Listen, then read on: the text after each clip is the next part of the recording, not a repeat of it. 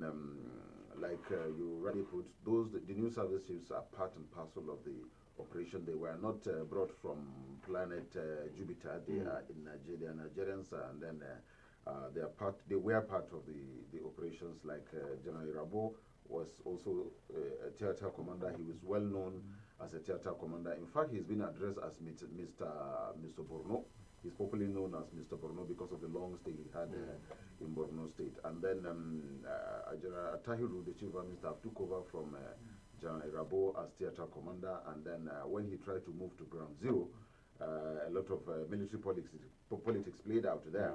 And eventually he was removed. He almost lost his commission. Losing his commission in the sense that he was almost go on retirement out of the military politics, but then he survived it. Today, by the grace of God, he's the chief of army staff. Then Admiral Awwal Zubairu, the chief of naval staff, though silent, not even too known by the people in Nigeria, but was an intelligent naval officer. He led the operation that went to this Lake Chad Bay area, and then they were able to assist greatly in that operation. Though it was a silent one, not many people knew he did that, but he was also gallant in his own way. He's the silent type, but he's also an achiever. Then coming back to the chief of air staff, Amao is also one of the best pilots as far as Nigerian Air Force is concerned today. And then whether anybody likes it or not, Amao was also outstanding. He was praised and talked about greatly by the former chief of defense staff, Bade, and then out of his performance was praised by Bade, and then today, by the grace of God, he's the chief of air staff. And like I said, he was also part of the operation. And Amao, though from the Yoruba land, like Ibrahim tried to portray the Nigerian thinking, the Nigerian IQ, but he's also a Kaduna. If you like Mr. Kaduna, you can call him just like you call Irabo Mr. Borno.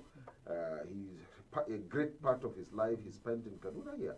And then even if you also want to look at it that way, the Awwal himself, who's from Nasarawa in Kano State, is not that much known in his local government the way he's known in Niger Delta.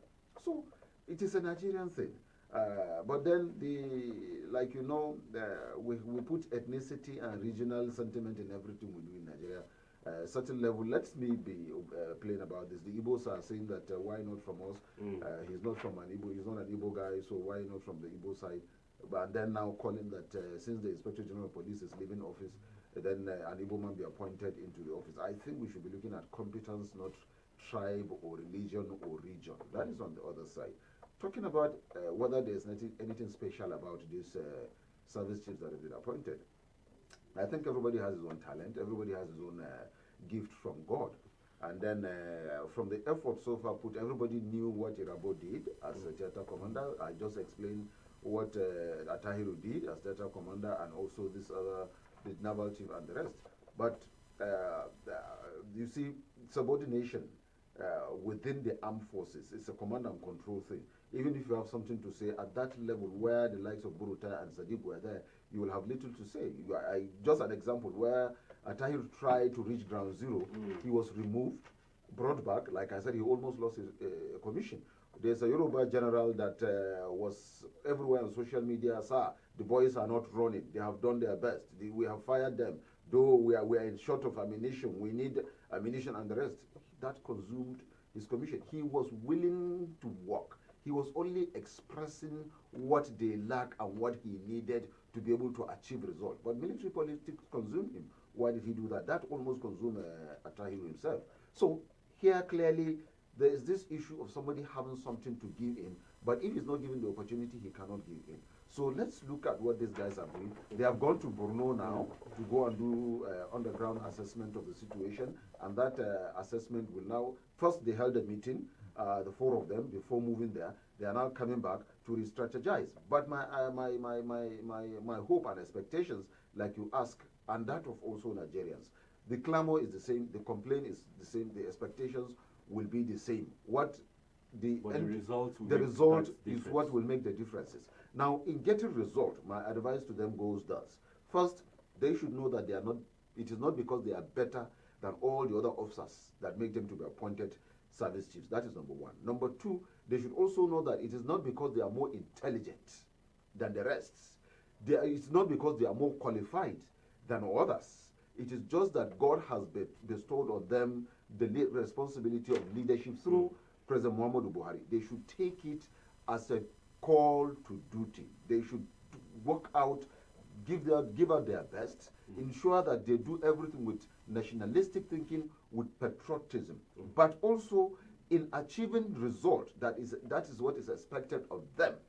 First, like Brian also put it, they needed every stakeholder to be part and parcel of this operation. They need the civil society organization, from the national civil society to the lowest, which are the community-based, faith-based, you know, the non-governmental organizations. You need to bring these people into it. You need traditional institutions, traditional rulers to be part of it. You need religious leaders to be part of it. You need youth leaders and women leaders. You need opinion holders. They need retired personnel of the service to also come on, because those retired ones have the knowledge that they have as they are still in service. They are out of service. They know what they that are in service don't know now because of their mix-up with the people. They need these people to be part of it. They also need the junior ranks. They should not be looking at what you are carrying in your shoulder and you think you know everything. You need to, they need to ask their commanders to do double with the other at the unit level, discuss with the lower ranks. There's differences between rank, education, intelligence, and wisdom. You might have the rank, you may even have the education, you may even have the intelligence, but you may not have the wisdom. You may have the rank, you may have the education, you may not have the intelligence and the wisdom. So they should play it as this is a game of how do we succeed. So involve everybody, all hands must be on deck, listen to people, and then act within their advice. They need to do maybe on a quarterly basis, maybe on every two months, maybe every monthly, assemble this group of people and begin to discuss with them and do this thing with all patriotism, with all sincerity, get their take and act on their take. I can guarantee you, you don't need sophisticated thinking to achieve results in getting down on this insecurity in Nigeria. A lot of issues in the polity, but before we throw the lines open, let's look at comments credited to former